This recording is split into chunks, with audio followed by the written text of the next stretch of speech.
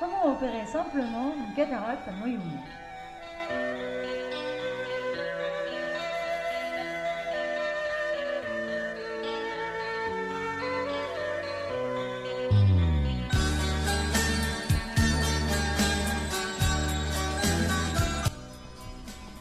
La phacoémulsification est la technique de choix et de référence dans la chirurgie de la cataracte.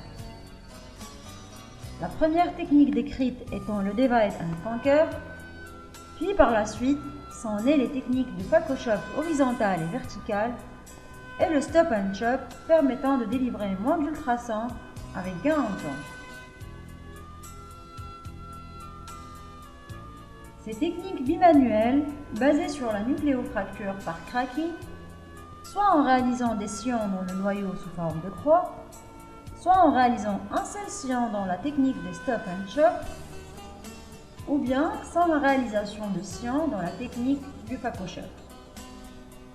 Ces techniques sont mieux adaptées aux cataractes à noyau dur, grade 3 ou 4, mais ne sont pas adaptées aux cataractes à noyau mou en raison de la difficulté de réaliser le cracking ou le chop dans le sac capsulaire, pouvant exposer à des complications inattendues. Ainsi, nous décrivons une technique monomanuelle basée sur l'accouchement ou la luxation du noyau dans la chambre antérieure, plus simple et plus sécurisante, et sans nécessité de réaliser une porte de service pour la manipulation du noyau.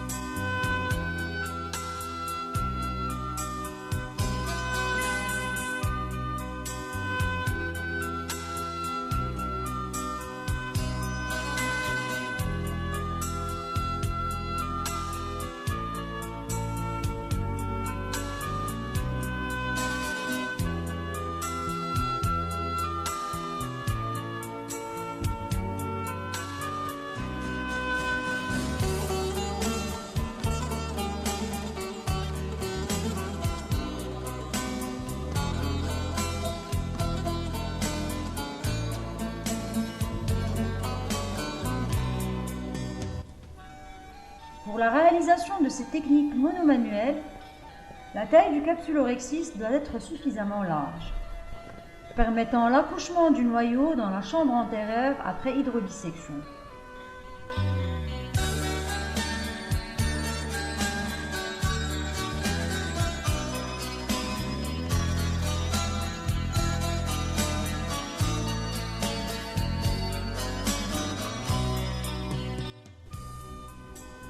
La nucléofracture peut être obtenue simplement à l'aide d'une canule en injectant du liquide dans le noyau.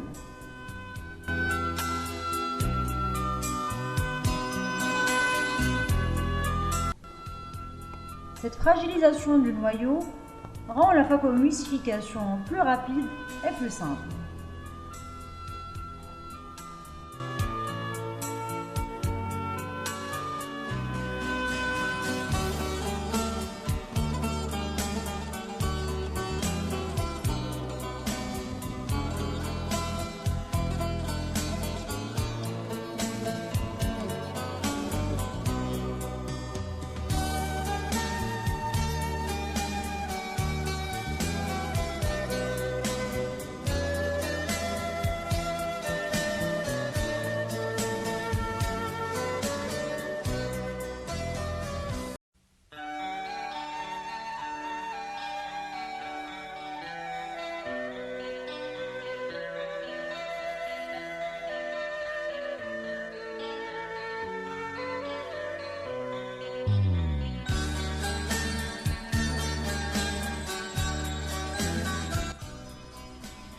Dans ce cas de cataracte de grade 2 avec un gros noyau, après le temps de fragilisation de ce dernier, la phacoémulsification en faisant tourner le noyau permet de réduire sa taille en insistant d'abord sur la périphérie et l'équateur.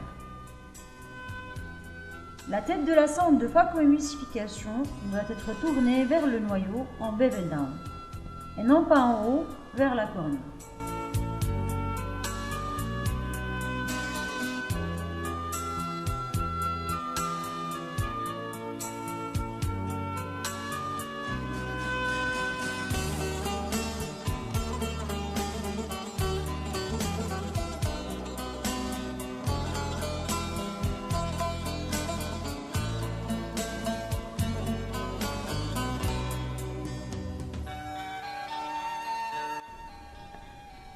Cette technique est également bien adaptée aux cataractes congénitales.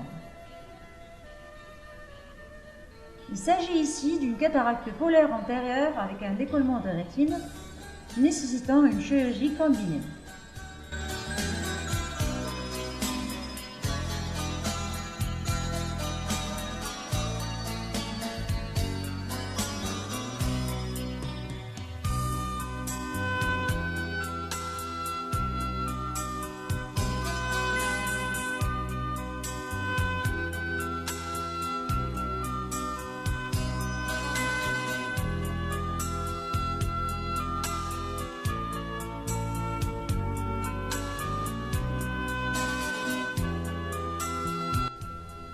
Le noyau cède facilement à l'aspiration en toute sécurité.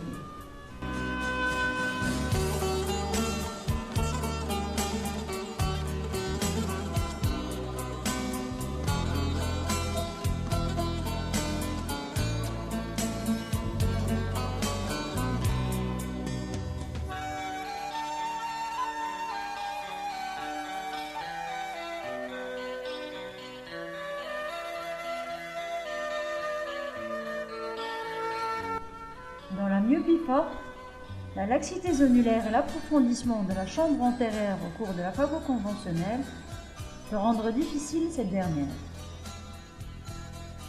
Là aussi, l'accouchement du noyau dans la chambre antérieure et la phaco en monomanuel s'avère plus simple et plus avantageux.